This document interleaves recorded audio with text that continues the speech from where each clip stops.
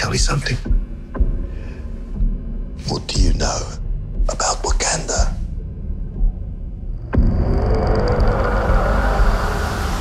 It's a third world country.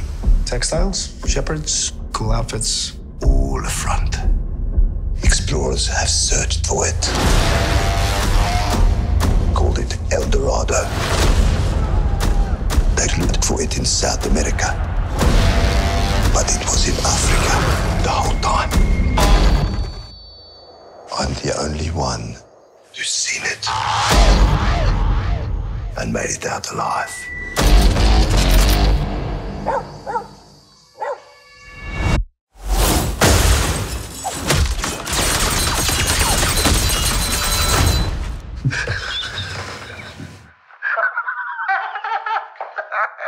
I can see you.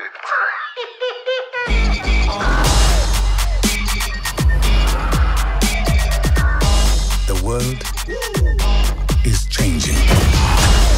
Soon, there will only be the conquered and the conquerors. Step into the spotlight. You are a good man. Step into the spotlight. It's a good heart. And it's hard for a good man to be a king.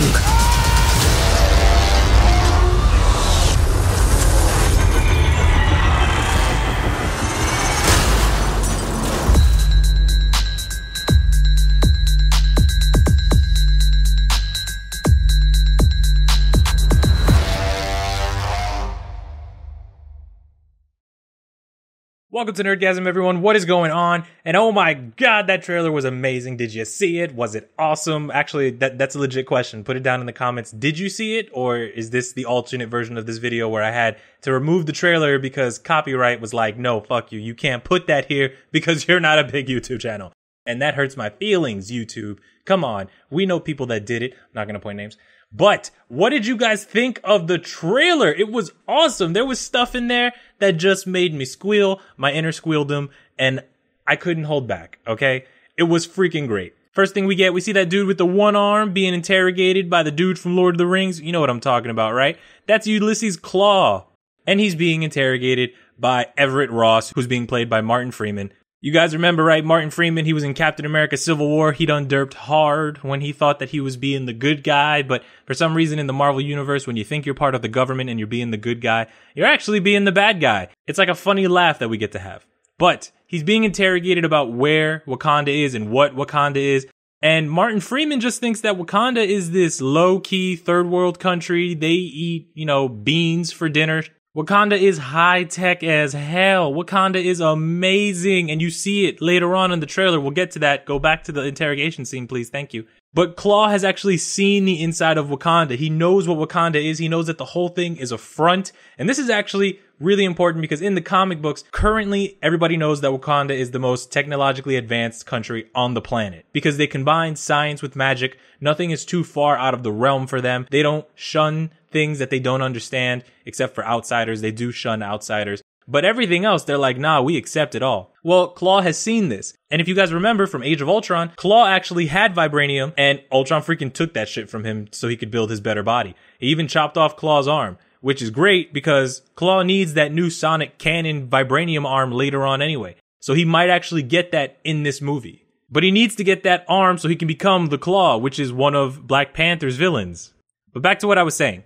Claw has seen Wakanda. Claw knows what's going down in Wakanda. He knows the stuff that they try to hide from everybody. I'm assuming that at some point Claw is going to try to tag team with Michael B. Jordan's character. They're going to take on T'Challa. It's going to be a whole thing. But I don't want to go speculating crazy stuff. I just want to speculate crazy stuff. All right, let's just keep going. So we know that in Civil War, T'Challa's father died and T'Challa had to become the Black Panther. And we see in a part in the trailer where he tells him that you can't be a good king and a good person. The things that kings have to do is just, sometimes it's dark, sometimes it's stuff that people don't normally want to do. This is actually something that he struggles with in the comic books for a little while, but eventually he comes to terms with who he has to be. He decides to be the king of Wakanda, and he knows what that means. He knows the things he's going to have to do. He knows how many friends he's going to lose, but Black Panther eventually becomes a man of his people. Wakanda always comes first. So this movie seems like it's going to be a great setup for him trying to learn how to be the king, for him deciding, does he want to be a good king? Does he want to be a good person? What is he going to have to do to beat his enemies that probably normal heroes wouldn't do? But at the end of it, he's going to realize what it takes to rule Wakanda. I also love this right here. If you see this, just like the fact that they have this advanced high-tech ass ship surrounded by all these people who are just wearing like traditional garbs, the garbs of their people, the garbs of their, culture. It's amazing because it shows how willing they are to move forward, but at the same time, they're very set in their ways. It's just, I just love it. I love the mix of stuff. Nobody's wearing mom jeans in this country. Like I said, Claw is probably going to be trying to team up with somebody, and that person is going to be Michael B. Jordan's character, all right? And that is Killmonger. If you guys don't know who Killmonger is, I'm going to be doing a video on like all this Black Panther stuff, and you need to know right now that Killmonger is just as strong, smart as Black Panther, all right? Wolverine has Sabretooth, Spider-Man has the Green Goblin, Black Panther has Killmonger. People don't know that Black Panther actually has super soldier Spider-Man level epicness, all right? He is just that agile, he's that strong, he's that amazing. And it's because of something called the heart-shaped herb, and it's what royalty gets to eat, and it advances their bodies so that they can do all the superhuman stuff. Well, guess what? Killmonger figured out how to replicate that, and he uses it so that he can keep up with T'Challa. I'll tell you right now, man, without that herb, Killmonger would not be as epic of a badass as he is against T'Challa. But because he figured out how to replicate it, he is one powerful figure among Black Panther's rogues gallery.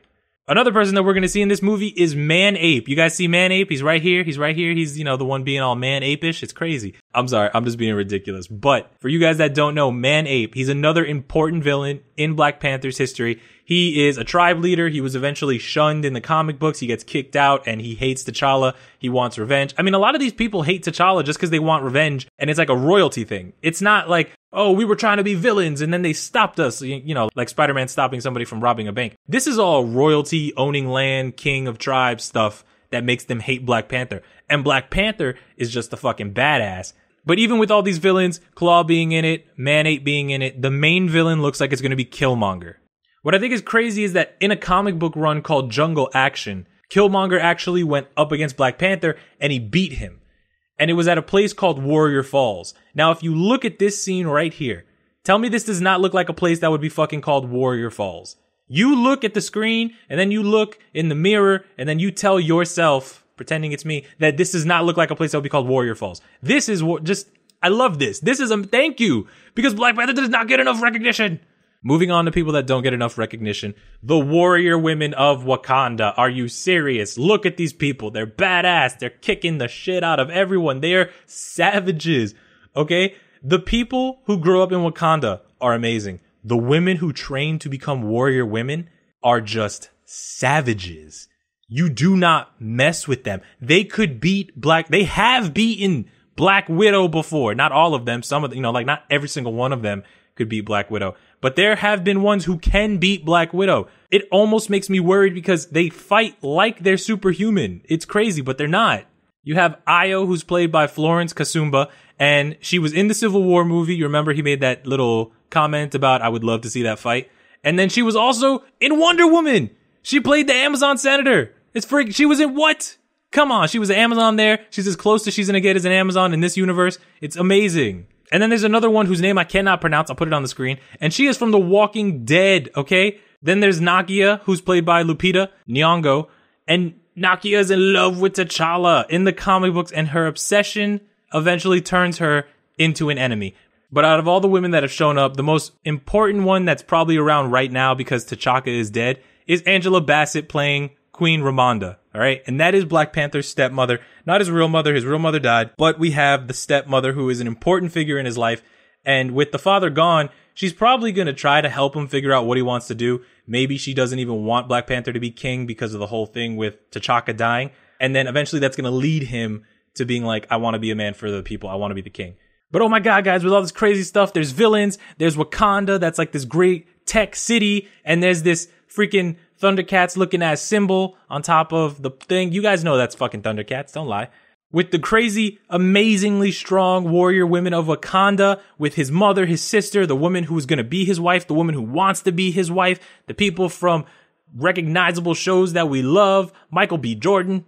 We know right here that he is going to have some amazing tech. Do you see this freaking purple pulse concussion shit that he did on this truck? What? I'll tell you right now, Flo's not going to cover that. But that shit is crazy. This is amazing because Black Panther's tech is beyond Tony Stark's. And even though Tony Stark has tried to keep up with the tech, Tony Stark has made amazing tech. Black Panther's always like, oh no, yeah, that's really awesome. I loved it. It was great. It was cool. I'm going to go back to Wakanda now because we're fucking awesome. I don't need to brag because I know that we're ahead of you, Tony Stark. He is so great. The bulletproof suit, Tony could do that. The EMP thing, Tony could do that. Tony could do a lot that Black Panther can do. But Black Panther is so humble with everything he does. He doesn't brag unless he has to, and maybe he's just trying to make like a joke. T'Challa got jokes, all right? But at the end of the day, T'Challa really does have more resources to make him more of a technological threat than Tony Stark. You got to remember, this guy's a king. He has a country. He has years upon years of tech being more advanced than everywhere else out there in the world. So the fact that I saw this in the trailer, I wasn't like, oh, that's amazing. I was like, that is cool as shit. But you know what? This movie is going to bring us so much more stuff that we didn't even think of. That I'm keeping my incitement in so that I can scream in the theater and then slap somebody who's like, shut up. Cause I'm gonna be like, you shut the fuck. You don't even know Black Panther. Read a comic book. Everything we know about this movie leaves me with more questions because this doesn't even scratch the surface of what Wakanda is about. It doesn't scratch the surface on what T'Challa is about. It doesn't even tell you how strong really is the Black Panther. I know what to expect from a fully realized or even half realized T'Challa. That I'm watching this and I'm thinking, you guys don't even know what's in store for you yet. You guys don't even know what is about to happen.